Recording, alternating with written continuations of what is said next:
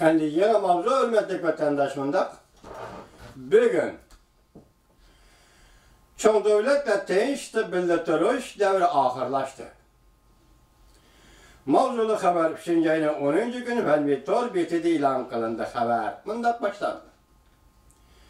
Amerika Devlet Menfaati Jurnali torbeti Johns Hopkins Üniversitesi'nin yukarı dereceli tədqiqatçısı Hal Brandi ve Avustralya Sydney Üniversitesi'nin tədqiqatçısı Charlie Idil'nin makalesi ilan kılıp makalada bundan görüştürdü. Dünyada en kudretli devletler o'rtasidagi munosabatlar barg'ansari düşmanlik ve to'qinishga yaqinlab keldi.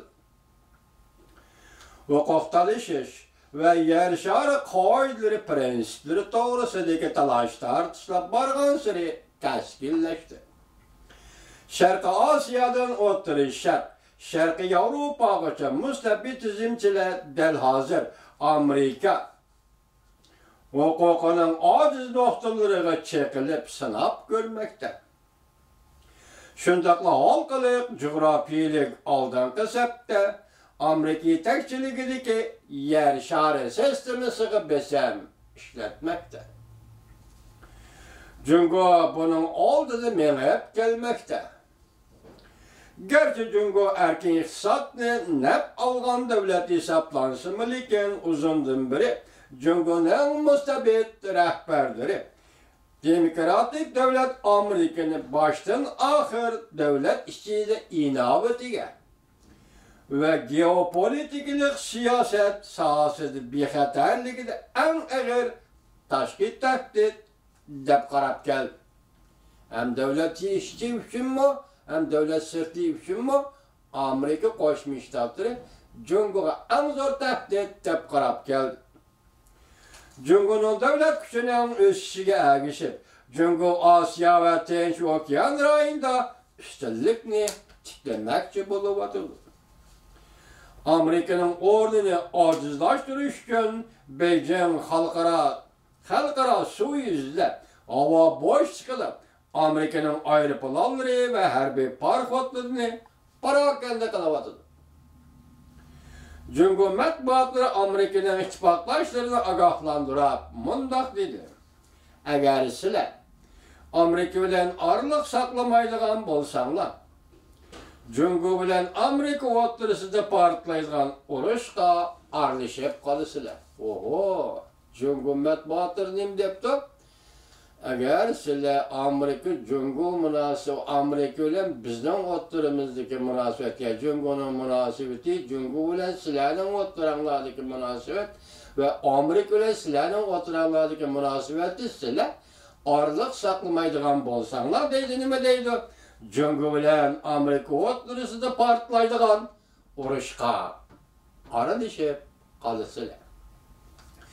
Cungo Janubi dengizi Aral yasash orqali atrofdagi davlatlarga iqtisodiy jihatdan yordam berib, tashqi jihat yana diplomatiya sohasida besim ishlatdi.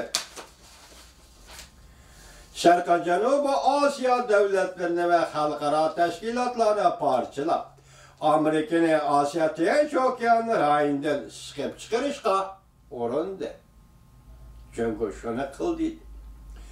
Cungo'da hozir Amerika boshchiligidagi xalqaro tartibning yordami ostida erishgan boylik va amaliy kuch bilan bu xalqaro tartibga taqobil turmoqchi bo'lganligi va bu xalqaro tartib bir necha 10 yildan beri duch kelgan eng og'ir xiris bo'lib sanaldi. Beijing shu narsani tunib yetdiki, Washington bilan bo'ladigan raqobat texnik keskin bo'ladi.